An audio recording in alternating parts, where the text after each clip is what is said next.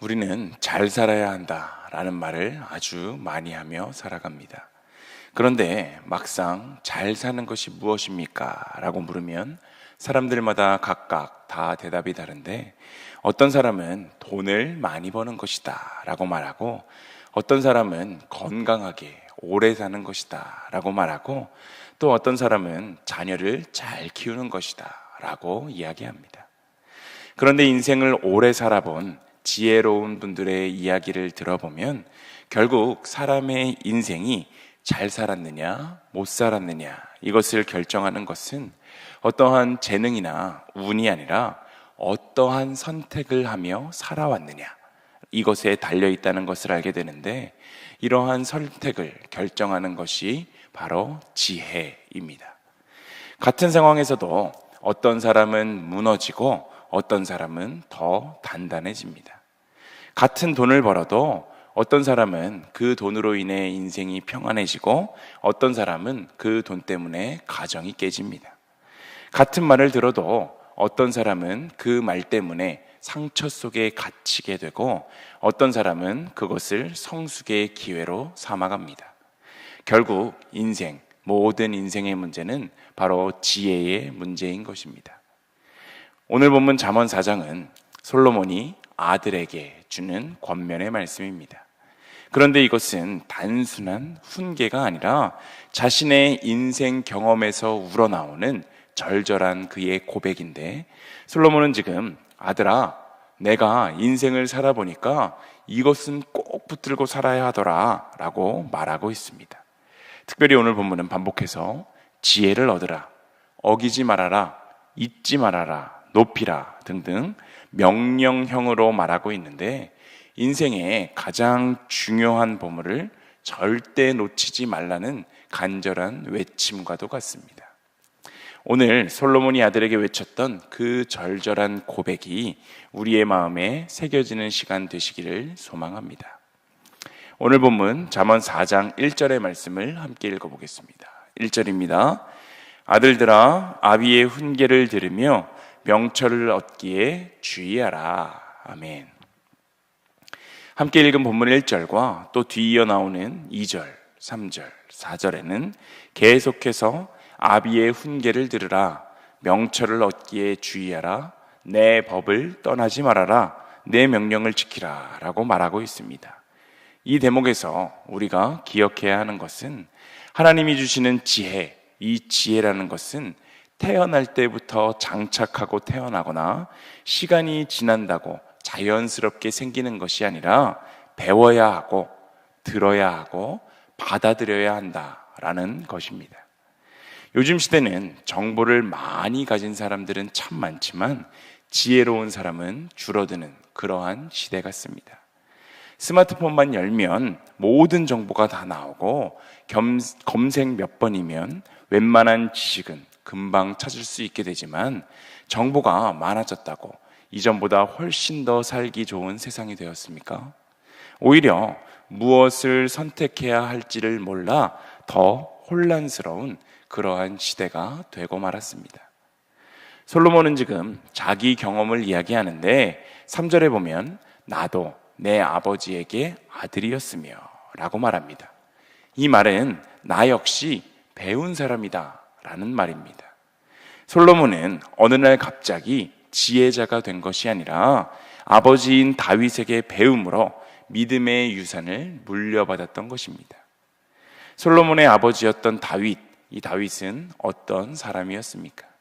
오늘날까지도 다윗은 여전히 존경받는 대단한 인물, 대단한 왕이지만 그도 사실 완벽한 사람은 아니었습니다. 그의 삶에는 넘어짐도 있었고 큰 죄도 있었습니다. 그러나 그는 인생의 끝에서 가장 중요한 것이 바로 하나님을 경외하며 살아가는 삶이다 라는 것을 아들에게 가르쳤는데, 열왕기상 2장에 보면 다윗은 죽기 전에 솔로몬에게 마지막 유언으로 강하고 담대하여 하나님의 말씀을 지켜라 라는 이 말을 남깁니다.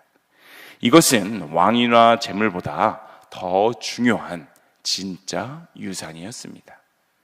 우리의 인생도 마찬가지로 중요한 것은 우리의 자녀와 우리의 자손들에게 무엇을 물려주느냐, 이것에 달려 있습니다. 집 한 채, 땅 몇 평도 물론 중요합니다. 그러나 가장 중요한 것은 믿음과 지혜의 유산이다라는 이것을 놓치면 안 됩니다. 오늘 자녀들이 부모인 우리를 통해 과연 무엇을 배우고 있습니까? 역시 돈이 중요하구나, 이것을 배우고 있습니까? 아니면 하나님이 가장 중요하구나, 이것을 배우고 있습니까? 지혜는 하늘에서 그냥 뚝 떨어지는 것이 아닙니다. 누군가에게 배워야 하고, 듣는 마음을 열어야 하고, 삶으로 받아들여야 합니다. 다윗이 솔로몬에게 신앙의 유산을 물려주었던 것처럼 오늘 우리의 삶으로 다음 세대에게 집 한 채 통장 잔고보다 더 오래가는 유산인 하나님을 경외하는 지혜, 바로 이것을 물려줄 수 있는 우리 모두의 인생이 다 되시길 소망합니다. 본문 5절에서 9절을 보면 지혜를 버리지 말아라, 사랑하라, 높이라, 굳게 잡으라, 이런 표현들이 반복되고 있습니다. 그리고 마지막에는 이렇게 말하고 있는데, 오늘 본문 9절의 말씀을 함께 읽어보겠습니다. 함께 읽습니다.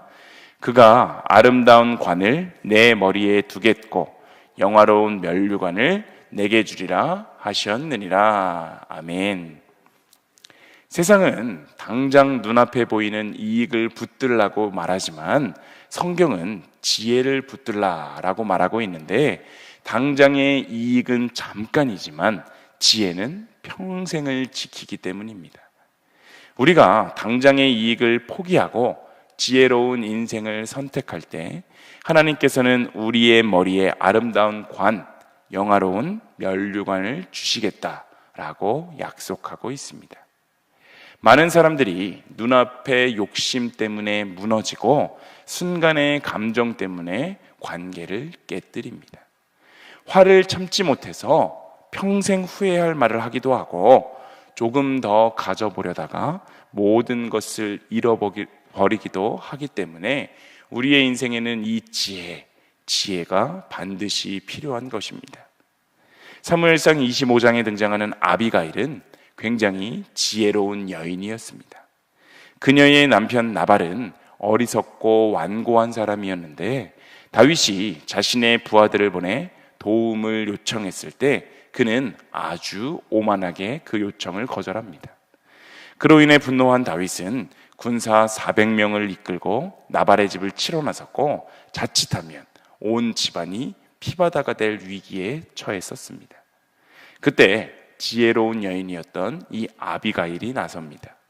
그녀는 남편 몰래 음식을 준비하고 다윗을 향해 달려갔는데, 단순히 준비한 음식만을 건네는 것이 아니라 다윗 앞에 엎드려 내 주여, 이 죄는 나에게 있습니다, 이렇게 말했습니다. 자신의 잘못이 아닌데도 가정을 살리기 위해서 자신을 낮추는 그러한 선택을 했던 것입니다. 이 장면에서 우리가 주목해 보아야 하는 것은 이 아비가일이 택한 길이 인간적인 생각으로, 인간적인 계산으로 볼 때는 그리 합리적인 선택이 아니었다라는 것입니다. 어찌 보면 그녀의 행동은 남편의 체면도 구기고 자신이 책임지지 않아도 될 일을 떠하는 것처럼 보였지만, 그러나 그녀는 순간의 자존심보다 옳은 길을 선택했는데, 그로 인해 다윗은 그 지혜에 감동하여 칼을 거두었고, 오늘 너를 만나게 하신 하나님을 찬송한다 라고 고백했습니다. 결국 나발은 오래 지나지 않아 하나님의 심판으로 인해 죽음을 맞이하게 되었고, 다윗은 지혜로운 여인이었던 이 아비가일을 자신의 아내로 맞이합니다. 스스로를 낮추고 지혜로운 길을 선택했던 그녀의 선택이 그녀의 인생 전체를 바꿔놓게 된 것입니다. 세상은 자기를 내세우고 또 계산이 빠른 사람이 이긴다라고 말합니다. 그러나 하나님은 지혜로운 자, 즉 옳은 길을 택하는 자를 끝내 높이십니다. 지혜는 처음에는 손해처럼 보일 수 있습니다.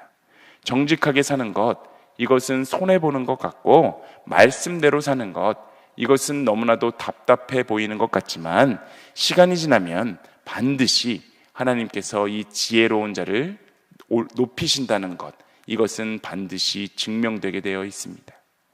솔로몬은 본문 8절에 지혜를 높이라, 그리하면 그가 너를 높이 들리라 라고 말합니다.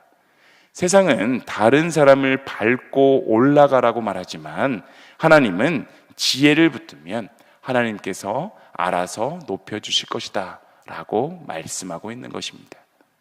그런데 우리가 여기서 한 가지 주목해야 하는 것은 우리가 하나님의 지혜를 간구하여서 그것을 얻게 됐다 할지라도 그 지혜를 끝까지 지켜내기 위해서 안간힘을 쓰고 애를 써야 한다는 사실입니다.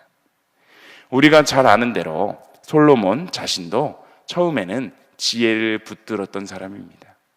하나님께서 무엇을 원하느냐 물으셨을 때 그는 부귀와 영화를 구했던 것이 아니라 백성을 잘 다스릴 수 있는 지혜를 주십시오 라고 지혜를 구했는데 하나님은 그의 대답을 너무나도 기뻐하셨습니다.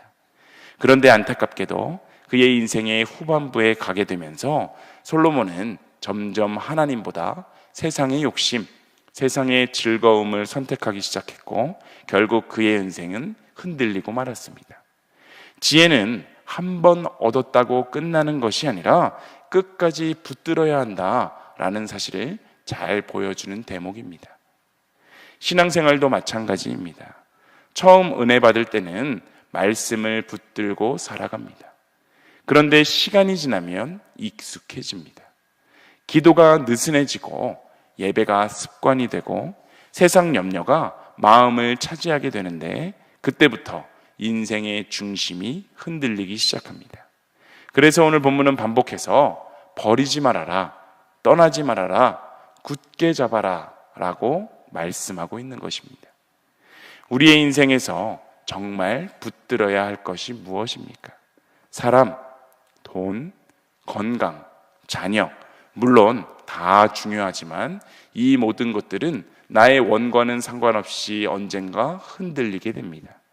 그러나 하나님의 지혜, 이것은 우리를 끝까지 붙들어 주시기 때문에 우리는 결국 지혜를 붙드는 삶, 바로 이러한 삶을 살아야 합니다.